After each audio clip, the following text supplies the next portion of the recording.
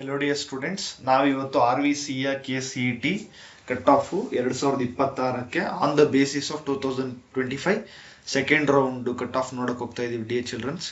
ಇದು ನಿಮಗೊಂದು clear picture ಕೊಡುತ್ತೆ. ಎಷ್ಟು ಒಂದು ಆವರೇಜ್ ಆಗಿ ಹೋದ ವರ್ಷ ಆಗಿರೋ ಕಟ್ ಆಫ್ ಈ ವರ್ಷ ಆಗ್ಬೇಕಂತ ಏನಿಲ್ಲ, ಹೆಚ್ಚು ಕಡಿಮೆ ಆಗುತ್ತೆ. ಅಂದ್ರೆ ನೀವು ಆಪ್ಷನ್ಸ್ ನ ಆರಾಮಾಗಿ ಎಷ್ಟು ಬೇಕೋ ಅಷ್ಟು ಕೊಡ್ಬೋದು, ಅದಕ್ಕೇನು ಲಿಮಿಟ್ ಇಲ್ಲ.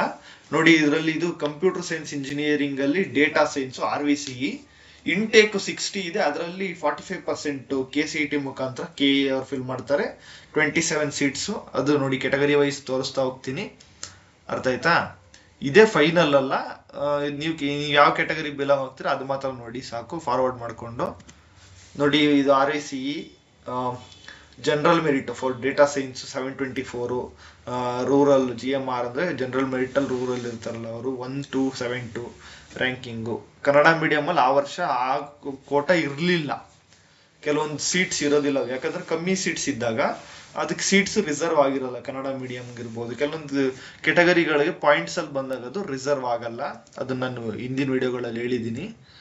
ನೆಕ್ಸ್ಟ್ ನೋಡಿ, ಕೆಟಗರಿ 1 ಅಂತ ಏನ್ ಕರಿತೀವಿ ಆ ಕೆಟಗರಿ ಇದು 3A ಗ್ರೂಪ್ದು, ಇದು 2A ಗ್ರೂಪ್ದು, ಇದು 2B ಗ್ರೂಪ್ದು, ಇದು 3B. ಈ ತರ ನೋಡ್ಕೊಂಡು ಹೋಗಿ ಆಯ್ತಾ. ನೋಡಿ, ಇದು SC ಗ್ರೂಪ್ದು, SC general, rural, Kannada medium. ಇಲ್ಲಿ ಏನು ಡಾಟ್ ಇದೆ, ಅಲ್ಲಿ ಯಾರು ಹೋದ ವರ್ಷ ಆ ರೌಂಡ್ ಅಲ್ಲಿ ತಗೊಂಡಿಲ್ಲ ಸೀಟ್ಸ್, ಒಂದು ರಿಸರ್ವ್ ಇಲ್ಲದೆ ಇರ್ಬೋದು. ಯಾಕಂದ್ರೆ ಅದು ತುಂಬಾ ಕಡಿಮೆ ಸೀಟ್ಸ್, 27 ಸೀಟ್ಸ್ ಅಲ್ವಾ.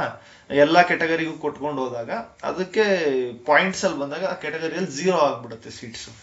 ಆದ ಕಾರಣ ನೆಕ್ಸ್ಟ್ ನೋಡಿ, ST group, general, rural, Kannada medium ಯಾರು ತಗೊಂಡಿಲ್ಲ.